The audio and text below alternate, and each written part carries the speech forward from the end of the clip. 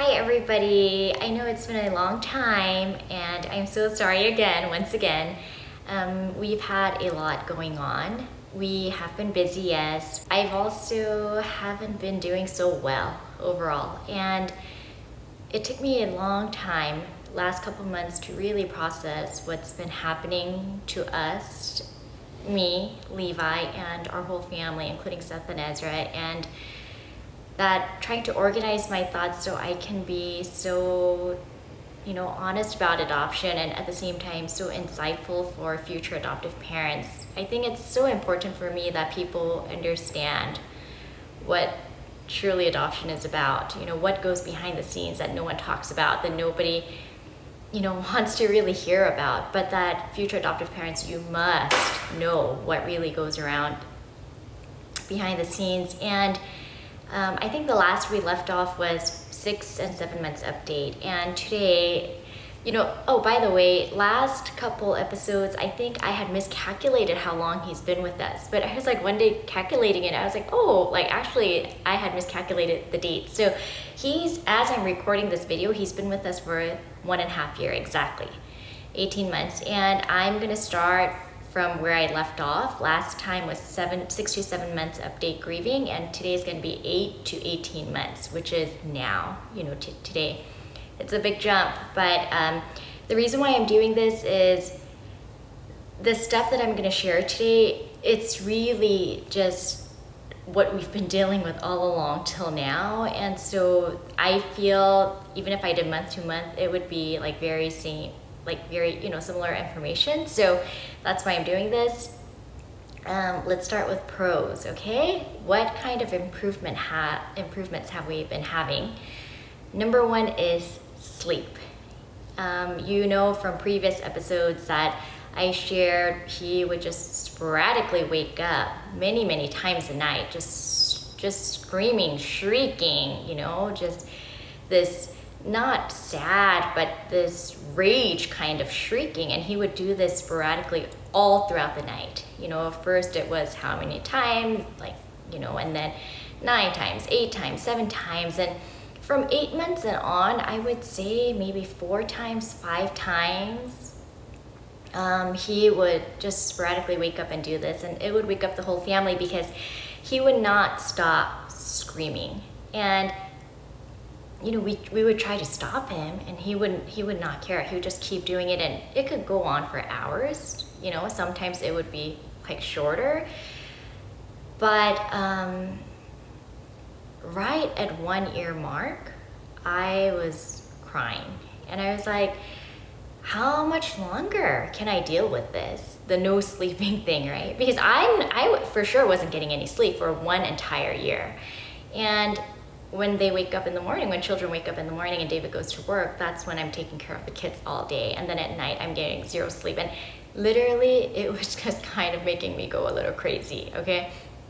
And right at 1 year mark, that week, 364 days, yeah, right at that 1 year mark, that's when he stopped. He stopped, I could not believe it, just out of nowhere. And he slept all night, and then, but I still couldn't sleep for the next 2 to 3 months because I was so anxious. My body was so used to him screaming and shrieking at night. It took me about 3 months for me to be like, whoa, okay, he's sleeping, it's okay for you to sleep. So then it took me about 15 months where I can start sleeping through the night. And so that's been a huge improvement. The second improvement that we've had is, he would always, anytime I say, okay kids, come on, let's clean up the house, because after we clean, we're gonna go to the playground to meet certain friends, or we're gonna go to this friend's house on a play date, or we're gonna go to the grocery store. Then, the kids will clean and, run to the garage and get in the car. But from the moment that I say, hey guys, we're gonna go somewhere and meet certain friends, Levi knows exactly where we're going and exactly who we are meeting. I told you he's incredibly smart. And I told you by 20 months, right? 20, 22 months, he was speaking in complete sentence in Korean, and his vocabulary was like an adult, right? There was no baby talk whatsoever. It was just like, whoa, I can't believe he just said that, but he would. But the moment I would say, he would non-stop, I mean, non-stop ask, Mommy, where are we going? Mommy, where are we going? Mommy, where are we going? Mommy, where are we going? Mommy, where are we going? Mommy, who are we meeting? Mommy, who are we meeting? Mommy, who are we meeting? And this would go on till, and I would answer. I would say, Levi, Mommy said we are going to play to the playground to meet G's family. And then he would say, again, Mommy, where are we going? Levi, I said we're going to meet Jay's family. Mommy, where are we going? Where are we going? Where are we going? Who are we meeting? Who are we? And this would go on from the moment they are trying to get in the car seat, driving off, and we get to our, where we leave our exit to get on the freeway. He would do this, and it just frazzled me because here I'm trying to drive, but he's like, where are we going? Where are we going? Where are we going? Where are we going? Where are we going? Where are we going? Who are we meeting? Who are we meeting? And this was on and on and on. And like finally when I'm getting onto, the freeway, I would say, Levi, Mommy has answered you enough. And if you ask me one more time, there will be a timeout. So stop, because Mommy is trying to get on this freeway and there's all these cars going, and like Mommy's, getting frazzled, and it's gonna, put us in a difficult spot. Like we might get in an accident. And so like, I need to stay quiet now. And then he would stay quiet just when I'm getting on. And then again, where are we going? Where are we meeting? Where are we going? Where are we meeting? And you guys, this went on for about 15 months straight. So like leaving the house would be so stressful for me, okay? Because just non-stop asking, non-stop. And then around 15 months in, and then I realized, man, why is it so quiet? I'm driving, And then I realized, oh my goodness, he is not asking me this thing of where are we going and who are we meeting. And I realized that this was stemming from anxiety, right? Because where he had left off, the foster mom was where we took him in the car. And anytime we went somewhere, he constantly needed this confirmation of validation. Now, you think in that aspect, and of course, I feel terrible for him, but in reality, also for adoptive parents, this can be very mentally draining too. So you have to understand there's two sides, and you as a primary caregiver, you're gonna be in this situation, and some days you just feel like, oh, just stop, but then some days, what? I would say it's just survival. The first couple of years, it's just survival. So I think it's important that you would understand that. And one last improvement that we had was, I think I had explained when he first came, just so, even as a child, even as a toddler at that age, so self-centered, right? It's all about me, all about him, all about, and just shrieking, screaming. And you know what? It took us 18 months, full year and a half, where finally I am starting to see like maybe 5% of the time, right? 95% we're still struggling, but 5% of the time where he is actually thinking about other people's needs, not just his own. And so for example, if he's using certain crayon, and like blue crayon, and Ezra would say, oh, I want blue crayon too. Then Levi would think about it. Before he would be like, no, it's mine. And they start shrieking at Ezra for hours, okay? But now, 5% of the time, he will say, okay, Ezra, let me use it first, and then I'm gonna give it to you, and then you can use it, and then you can give it back to me, which is amazing and incredible, okay?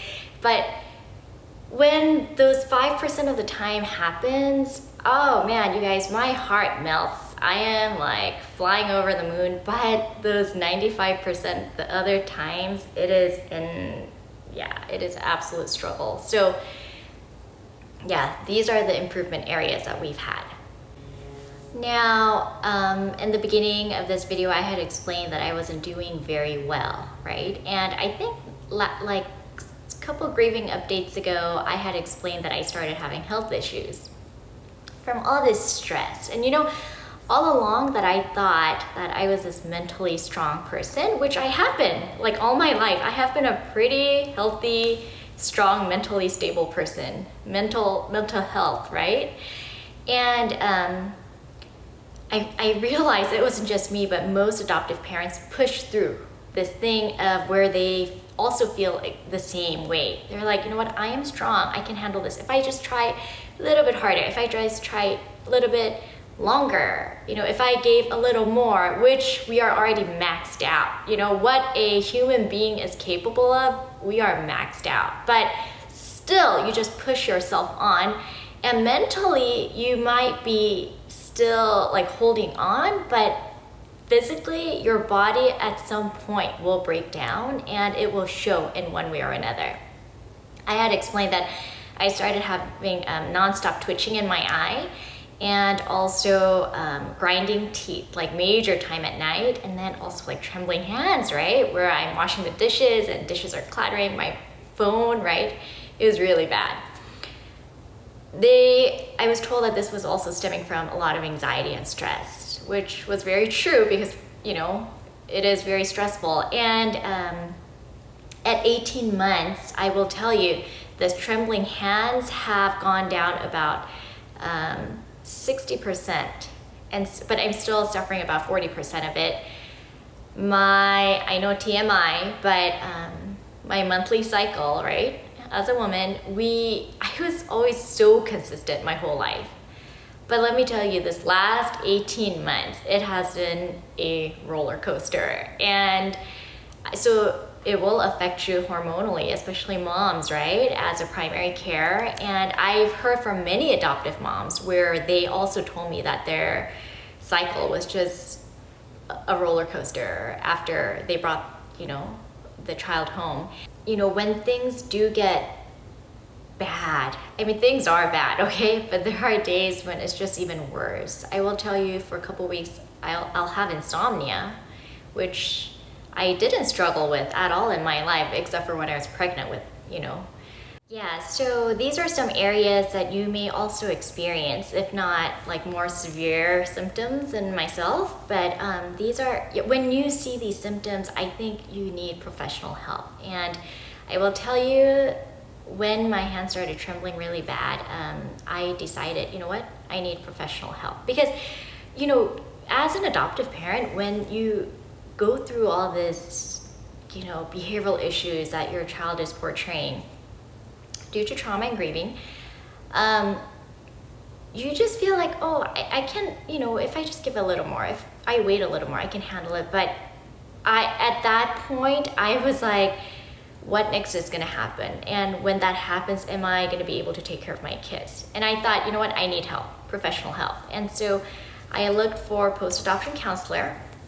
Now, I did go through several counselors because our, you know, home study agent said you need to speak to at least 3 different counselors and choose like someone that you feel most comfortable with. And so I did, and I had several criteria about my therapist, post-adoption therapist, right? Number 1 was I felt in order for me to respect her words, because many times these therapists would tell me just book answers, which I already knew because I had read so many books on it, you know, trauma, adoption, grieving. And I would just be like, in my heart, what do you know? What do you know what my day's like? Do you even know what my day is like? I know, very cynical, right? But you do become like that. And I needed someone who I can respect, who also had walked my path and who knew my struggles, like internal home and internal heart struggles of adoption as a mom. And I finally did find someone. She also adopted about 3-4 years ago, I believe, from another country, international. She also has biological children. And she, you know what's so funny?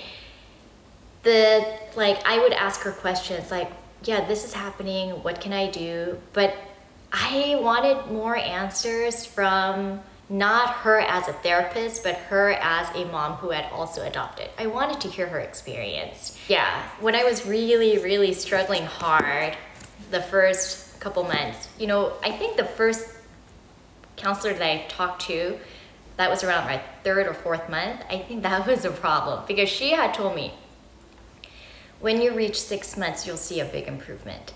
And I guess in some ways we have, but we were still struggling so much. And I went through this very low dip. I told you, I've never suffered from depression, anxiety in my life. But definitely that 6 months mark, I've just spiraled down and just feeling so hopeless. Is this ever gonna end? Like what, how much longer can I handle this? How much more does my body have to break down, and then what's gonna happen to our kids, what's gonna happen to our family? So all these thoughts, and then 1 year mark. Yes, sleep had gotten better for sure, right? He finally started sleeping through, but we were still dealing with so many issues. And so that 1 year mark also, it was time to celebrate, right? We even got a cake, and we were like, hey, it's been 1 year, that anniversary, so let's celebrate. But that night, I remember just crying in bed because I'm like, how much longer can I handle this? And then it also happened maybe about a month ago, which is 17 months or so, I hit another very spiral low. And so it seems like once every 6 months or so, I am, because, in the beginning, you're so hopeful. You're like, oh, if I just try harder, things will change. And then you don't realize how long the healing process is. And so I wanted to, actually before I do that, so when I was so frustrated, I just wanted to hear other adoptive parent stories, and it was so hard for me to find that kind of info, right? And what's so funny is when I had spoken to all 3 counselors, and I had told them what I was struggling with, all 3 of them, they don't even know each other. They would tell me, Esther, first and foremost, I want to tell you that all the struggles you're experiencing and what you are experiencing in your heart of the challenges and, grieving for him, yes, but also grieving for myself, this is what majority of adoptive parents go through. The happy ever after, everything's good, that is very rare. It does happen, but that is very rare. So you are that majority. And when they told me that, it very much validated, my struggles, because most people, actually, I feel like a majority of people out there feel, what? The child has been through so much. Like, how can you even say, like, you're struggling? That's really messed up. But you know what? The struggle is very real. When there's trauma, there is so many, behavioral emotional issues attached to it. And the target is you, the primary caregiver. And as you deal with all this, you are definitely affected. And all 3 therapists told me that number 1 is to take care of yourself. That is number 1, because no one's going to take care of you. You have to do it yourself. And number 2 is it is okay to grieve for yourself, right? And I said, what do I grieve about myself? Because I felt I didn't allow myself to grieve for myself, because I was thinking, how could I? He's been through so much. So what right do I have, to even do that? Like, that would be really wrong of me. But they said majority of adoptive parents grieve. Number 1 is they grieve for every physical and emotional piece that they have lost, and that they are unsure if it will ever come back. Because for a lot of families, it will never come back. And this is why I'm so transparent in my videos. Now, as I was, searching and searching, nobody wants to talk about struggles in adoption because there's so much judgment zone in adoption, right? I can say, man, Seth and Ezra are so annoying. You guys, raising toddlers are hard. But raising kids are hard, period, too. There's rewards, but it is a hard work, And if I say, Seth and Ezra is so hard, this and that, then you know what people say? what most people would say is, yeah, I feel for you. Yeah, being mom is one of the most difficult and hard jobs. Now, if any adoptive parent said, speaking of the child that they adopted, oh, it's been a struggle, and then the first thing is judgment. How can you say that? He's been through so much. Like, what right do you have? And then you become this terrible person, and so nobody wants to speak up. And then I think on top of that, you don't want to speak up because you are dealing with so many issues that you have never thought about at the same time that you don't even know where to start. And I think this is why it took me like literally 3 to 4 months to organize my thoughts to make this particular video. So one day I was so read out, and podcasted out, and like documentary on trauma, neuroscience, like just everything. I would watch everything, read everything. So the thing was, anytime that Levi would fall asleep, then I would be reading, podcasting, watching. So at one point I realized there is no me anymore, because when he's waking, I'm just trying to survive, trying to deal with his emotional and behavioral issues. And then when he's sleeping, I'm trying to research and read and, do all this stuff to see what can I do to make the situation better for him and for me and for the whole family. And then I finally found this one video by a Korean pastor's wife, and I watched several on YouTube. She had gone on several speaking engagements, and they did not have any biological children, but she eventually went on to adopt 11 children here. This is their family. And she talked about the book she wrote, which is this. And actually she wrote several. This one. This was, I think, when they had only adopted like a couple of kids, and then this one. And then this one. Now this one was written by one of her adopted children who had been rehomed, and then, found his second home with this family, or third home with this family. And so he wrote about his perspective and his struggle, and it was a really good book. So I felt, out of all the speakers or, things that I have read, I felt she was one of the most transparent adoptive moms who shared her struggles, because that's what I wanted to know and hear. Like, is this ever going to end? And how am I the only one struggling? Because for sure, when I see other adoptive parents, families, they seem to be doing so well on the outside. So why are we struggling so much? And then, that makes you just go down. So immediately, that was, I think, around third or fourth month after he got home, I contacted Korea directly to this one bookstore, and then I ordered this international, and then these 5 books came. And because I wasn't sleeping at all, I finished these 5 books in like 3 days, right? And she was so transparent about, her struggles too, and at the same time, she gave me so much hope, right? So yeah, if you're a Korean, you can do a screenshot of these and then order the books if you know how to read Korean.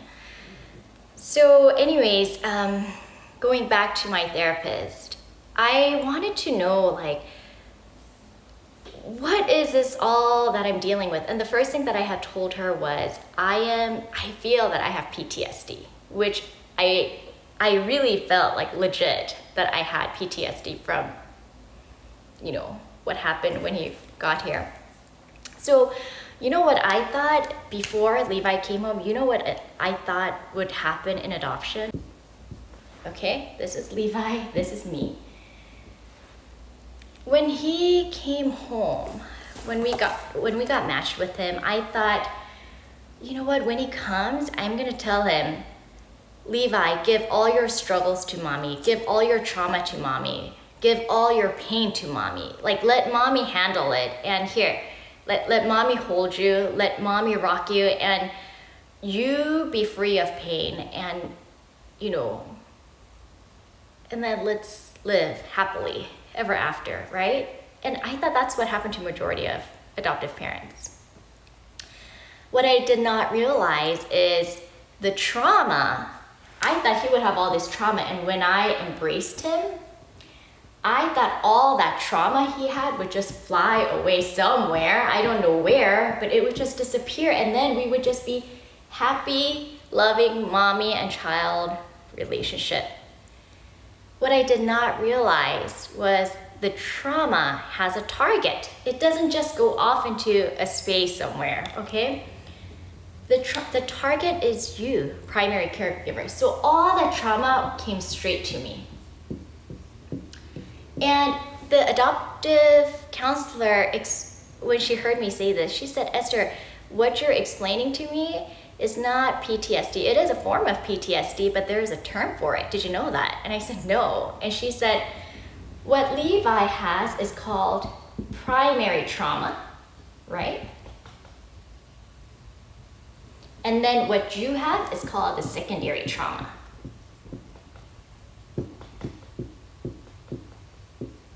And this is, she said, it's very legit. Not only did I have secondary trauma, but you know what? Guess what happened? Seth and Ezra also got secondary trauma because it was being targeted to us all day long. Now, I don't put David in here because majority of the time he is gone. And so he doesn't experience to the length and depth of what we experience day to day. But yeah, for sure, me, Seth, and Ezra directly got secondary trauma. And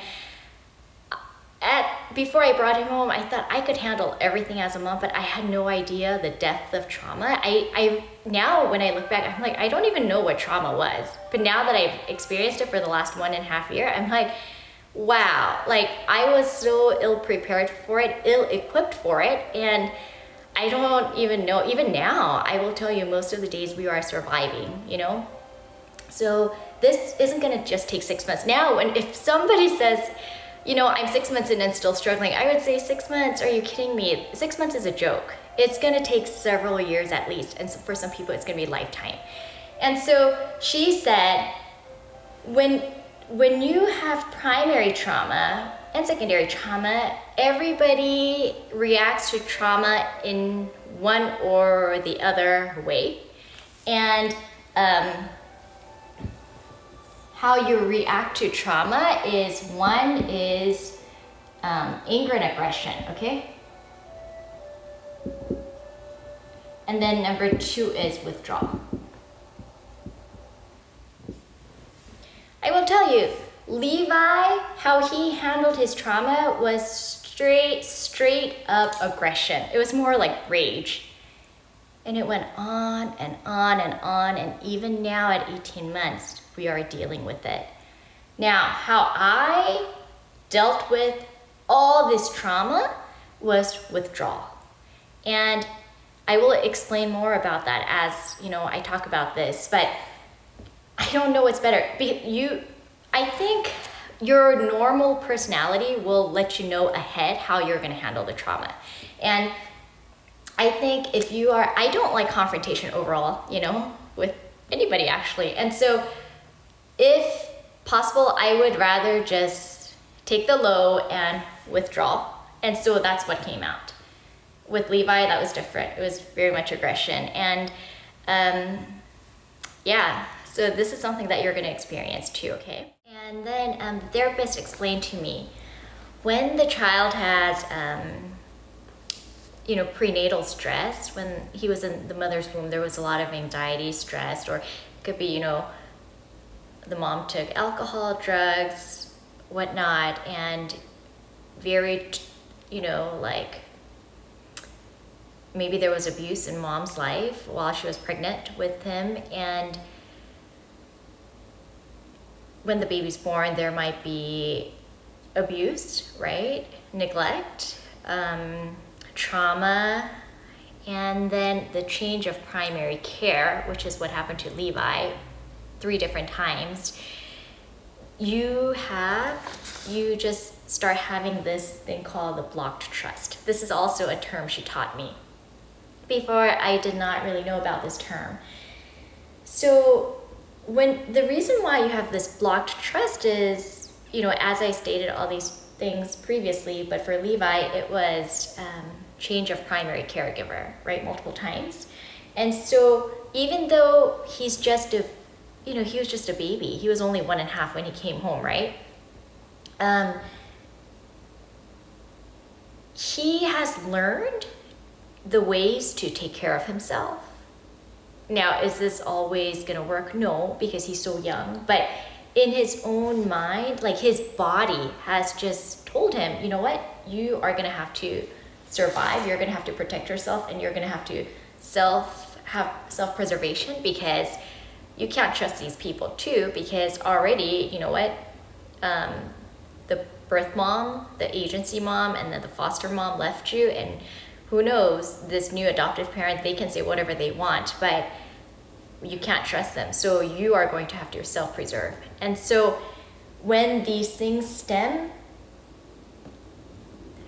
majority have blocked trust. And I would assume that number because, yeah, most children, my friend who had adopted like 3-4 weeks into a newborn baby, I think he's about 6 or 7 now, and in the beginning as a baby, he would just cry nonstop all the time, but she's really struggling. So that blocked trust can come up at any age, I believe, but for us particularly, it started happening from the day he got home.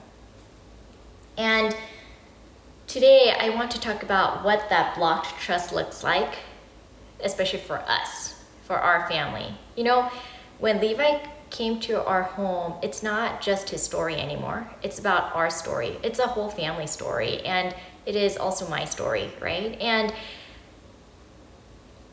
I think most people don't understand this, and you have no idea how the whole family gets affected by trauma, how every member of family gets affected by trauma, and it is intense. And so that's why I want to tell you what you're going to be dealing with. Not exactly the same, but I believe many of you will deal with something very similar or much more or less, but in that range, because most therapists will talk about these. Now, most people say, how could there be so much trauma when they are so young, when they came to your house so young? Like for my friend who adopted a baby at 3-4 weeks, and then for us 1.5 years, that's still a very young age compared to teenagers, right? One of David's patients, she also watches our YouTube videos, and she recommended this book to David. And so he told me about it, and I ordered it. And this is a collaboration of Dr. Bruce Perry and Oprah Winfrey, and it talks about Oprah Winfrey's backstory, and he was a child psychiatrist, and he did extensive research on neuroscience and childhood trauma and how it affects the whole brain. And this was very resourceful for me. And basically what he talks about, and then on top of this, basically the premise of this book is, when there's trauma as a child or a baby or a newborn even, there's gonna stem so many issues, right? And so people dealing with this traumatic children, it's so easy for us to say, what is wrong with you, right? That's the first thing you say, because it's every second after second after second, behavioral issues, emotional issues, nonstop all day long. And then you just get burned out. And then you say, what is wrong with you? But then he talks about scientifically, in our brain, and so it's not that you should say what's wrong with you. You have to say, what happened to you? What is your backstory? Like, what is your trauma? How did you get here? It's that kind of premise. So he talks about this, and I also recently watched a Korean documentary who did this entire documentary very recently on childhood trauma also. This wasn't just targeting on adoptive or foster kids. It was targeting on how so many young kids start daycare so early on these days, right? And they are staying there like majority of the day. And it talks about how,